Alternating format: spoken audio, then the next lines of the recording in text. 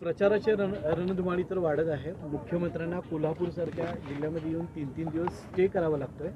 याचा अर्थ मुख्यमंत्र्यांचा कॉन्फिडन्स लूज झाला असं वाटतं का, की काही वेगळ्या रणनीती असण्याची शक्यता आहे? नाही, मला वाटते शाहू महाराजजी ज्यावेळी उभारले त्यावेळी आम्हाला अपेक्षा होती की एवढं प्रेस्टीज भाजपकडून होणार नाही आणि छत्रपती शिवाजी महाराजांचा, राजश्री शाहू महाराजांचा विचार दिल्लीमध्ये पोचला पाहिजे ही सामान्य जनतेची इच्छा आहे आणि त्या इच्छेला अनुसरून पुढून देखील काही गोष्टी होतील अशी अपेक्षा होती। परंतु आता आपण बघतोय की सगळं सोडून ते इथं बसलेत। मला का कळत नाही की एवढा विरोध शिवाजी महाराजांच्या विचाराला, शाहू महाराजांच्या विचाराला ते का करतायत हा प्रश्न निश्चितपणे आहे। परंतु मी म्हटलं तसं जनतेनंही निवडणूक हातात घेतलेली आहे आणि कोल्हापूरची जनता सुज्ञ आहे, नेमक्या दिशेला कुठल्या जायचं हे लोकांना कळतं। मोदींच्या देखील आज एका दिवशी 3 सभा राज्यामध्ये होत आहेत। कसं बघता वारंवार यावं लागतंय महाराष्ट्रात? महाराष्ट्रात बदलचा कॉन्फिडन्स भाजपला नाही आहे, म्हणून 5 टप्प्यात मुळात या निवडणुका जाहीर झाल्या आणि आता 3 वेळा, आता परत 3 वेळा, अजून पुढचे 2 टप्पे महाराष्ट्राचे आहेत। मुंबईचा टप्पा वेगळा आहे, अजून एक टप्पा आहे। मला वाटते किमान 10 त्यांच्या भेटी होतील असं भाजपचे लोक त्या ठिकाणी सांगतात। याचा अर्थ राज्यातल्या नेत्यांवर कॉन्फिडन्स राहिलेला नाही। राज्यातलं नेतृत्व काही प्रमाणात यशस्वी आणण्यामध्ये या ठिकाणी ते पुढे येऊ शकत नाहीत, ह्या निश्चितपणे खात्री झालेली आहे। परंतु ते आल्यामुळे सुद्धा राज्यामध्ये फरक पडणार नाही, कारण की महागाई, बेरोजगारी आणि एकूणच घटना बदलण्यासंदर्भातली भाजपच्या खासदारांची वक्तव्य आहे। यामुळे लोकांनी महाविकास आघाडीच्या बाजूने राहण्याचा निर्णय घेतलेला आहे, त्यामुळे त्याचा परिणाम फार होणार नाही। काल राजू वाघमारेने एक पत्र राहुल गांधीचा, ज्यामध्ये ते छत्रपती, एकूणच देशभरातल्या छत्रपती घराण्यांविषयी राजू वाघमारे कोण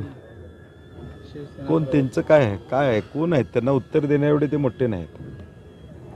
त्याने नाही, त्यांना उत्तर देण्याएवढे त्यांचे मोठेच नाहीत। तर 5 दिवस वास्तव्यात होते तेव्हा हॉटेलच्या रूममधून पैशांचा महापूर बाहेर पडलाय कोल्हापूर शहरात किंवा जिल्ह्यामध्ये, अशी एक माहिती आहे किंवा कुजबूज आहे। या संदर्भात आपल्याला काय माहिती आहे?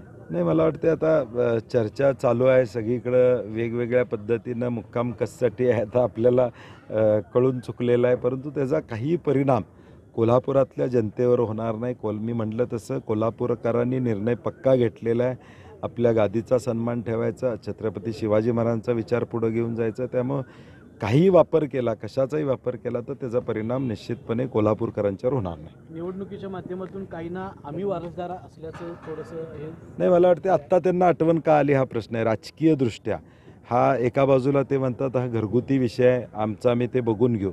मग तुम्हाला आत्ताच कोल्हापूरमध्ये याची वेळ का आणली? आणि मुळात भाजपनं हे अगदी खास विमान पाठवून, चार्टर्ड विमान पाठवून त्यांना आणण्याची वेळ आली, याचा अर्थ पायाखालची वाळू घसरलेली आहे। मुद्दा त्यांच्याकडे कुठलाही राहिलेला नाही आहे आणि म्हणून कुठलं तरी काहीतरी उकरून काढायचं आणि लोकांच्यासमोर दिशाभूल करायची।